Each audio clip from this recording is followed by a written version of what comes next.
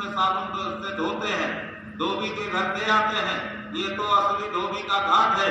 जब ये हमारा आपका ये मनुष्य रूपी कपड़ा जो है गंदा हो जाता है, इससे कर्मों की गंदगी चढ़ जाती है, तो हम आप यहाँ आते हैं।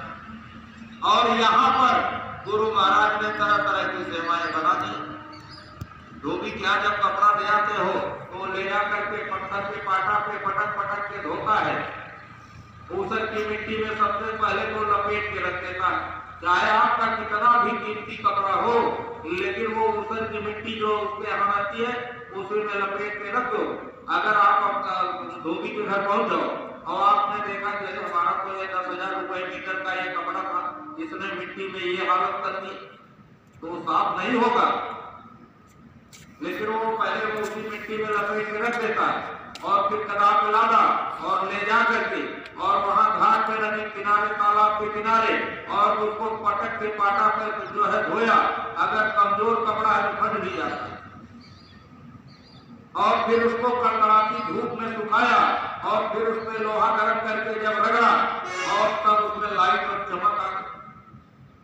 तो ऐसे प्रेमी भाई बनो, इस घाट पर जब आप आए हो तो यहाँ ठंडी में सेवा, गर्मी में सेवा, रात में सेवा, दिन में सेवा, चाहे आप धनी मानी हो, चाहे करोड़पति हो, चाहे अरबपति हो, चाहे MP MLA हो, चाहे मंत्री मिनिस्टर हो, अगर आप सेवा नहीं करोगे तो फंसे रहते हो। चाहे कितना बड़े हो, आप सेवा तो सबको करना पड़ेगा, भजन सबको करना पड़ेगा और अंतिम समय तक करना पड़ेगा और बच नहीं सकता। चाहे आप कितना भी धनी मानी रुपया पैसा वाले हो और जो है जमींदार हो, MP MLA मंत्री मिनिस्टर कर्मचारी अधिकारी चाहे कोई भी हो, बचेगा कोई नहीं।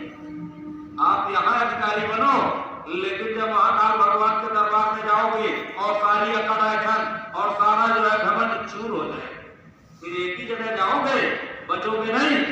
चाहे यहाँ अकड़ ऐठन, यहाँ रुतबा गुलाम चाहे जितना दिखा लो, सारी गर्मी शांत हो जाएगी। ऐ प्रेमी भाई बहनों, यही हमारी आपकी जीवात्मा अगर कल जाकर के इसी कुत्ते की योनि में डाल दी जाएगी तो एक टुकड़ा रोटी के लिए और सबके दरवाजे दरवाजे ठंडा खाए।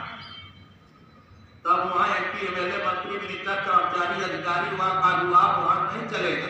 सारी खत्म, सारा रुपा गुलाब चला जाएगा।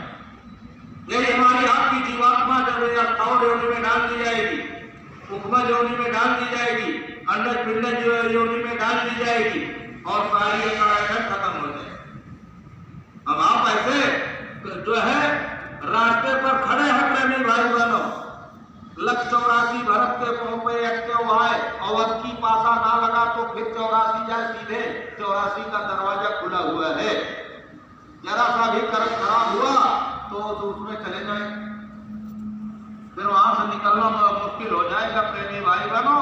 इसलिए आलस मत करो और सब लोग जो भी सेवा बताई जाए सेवा में आप हाजिर हो जाओ और जब भजन की घंटी लग जाए तो आप भजन में हाजिर हो जाओ। समय पर उठने की आदत डाल लो। गुरु महाराज कहते हो कि आते हो, आदत जबरदस्ती डाल दिया जाता है और घर में जाकर के फिर छोड़ देते हो, आलस में पड़े रहते हो, करवट बदलते रहते हो। उठ करके बैठ जाओ, एक घंटा सुबह, 1 घंटा शाम को भजन कर लो। अभी कोई ऐसी नाच गाना खेल तमाशा आ जाए तो सारी दुनिया की भीड़ इकट्ठा हो जाएगी, उसमें आलस नहीं आएगा।